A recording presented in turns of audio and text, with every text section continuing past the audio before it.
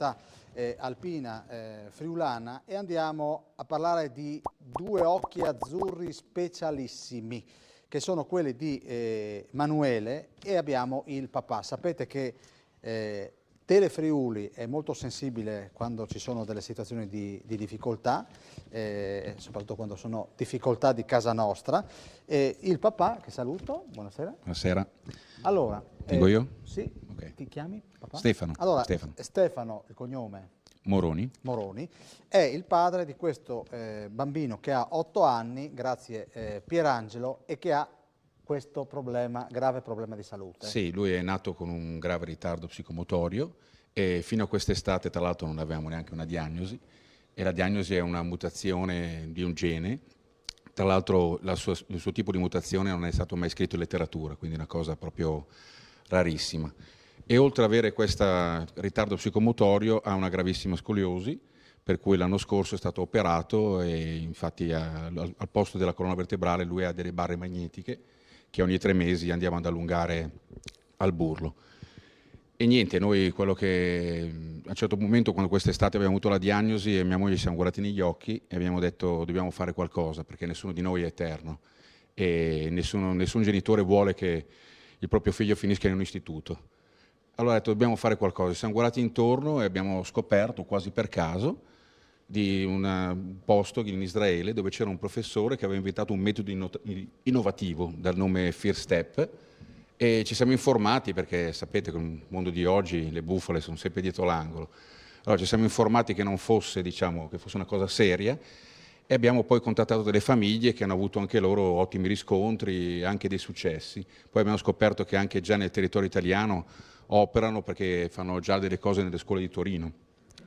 Ci siamo informati, abbiamo incontrato questo professore che ha ideato, abbiamo fatto un incontro con lui a Milano e siamo rimasti ben impressionati.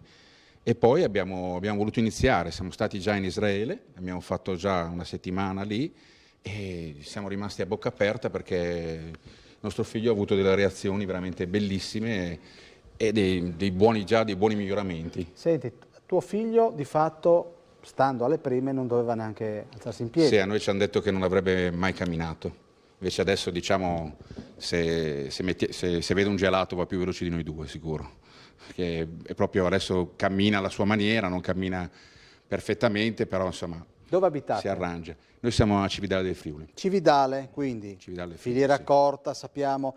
Fatemi, non fare bella figura, ma io sono contento quando i genitori chiamano e mi dicono guarda che siamo venuti in trasmissione e la gente ha dimostrato grande sensibilità. Porta bene a venire allo scrigno, quindi vi garantisco che sappiamo, perché questa persona l'ho conosciuta a Prepotto durante una diretta del Campanile della domenica, e proprio in quell'occasione eravate stati aiutati, no? Moltissimo, moltissimo. Noi siamo stati circondati da un affetto straordinario. La gente Noi a novembre abbiamo fondato questa associazione per aiutarci, perché capirete che questo metodo è sì innovativo, però siccome è una cosa molto privata e quindi è molto costosa.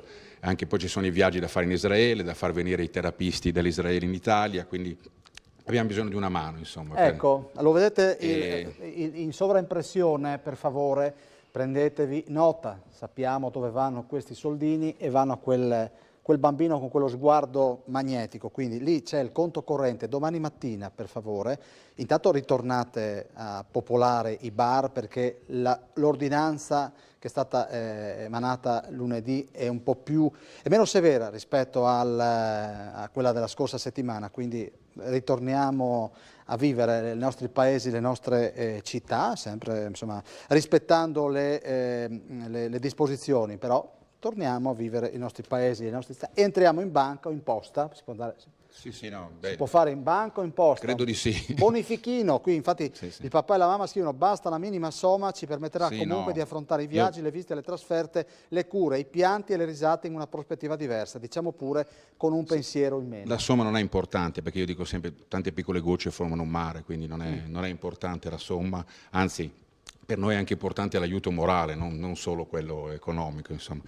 E per rimanere in tema, noi stiamo aiutando Emanuele a fare questa scalata ardua dove in cima alla vetta ci dovrebbe trovare la normalità, che fino adesso non è riuscito a trovarla. E noi faremo di tutto per aiutarvi. Nonnino, Presidente, gli ho chiesto prima dell'inizio della trasmissione, ho detto, se fate qualche evento ricordatevi di Emanuele per favore, quindi poi si scambieranno i numeri, filiera corta.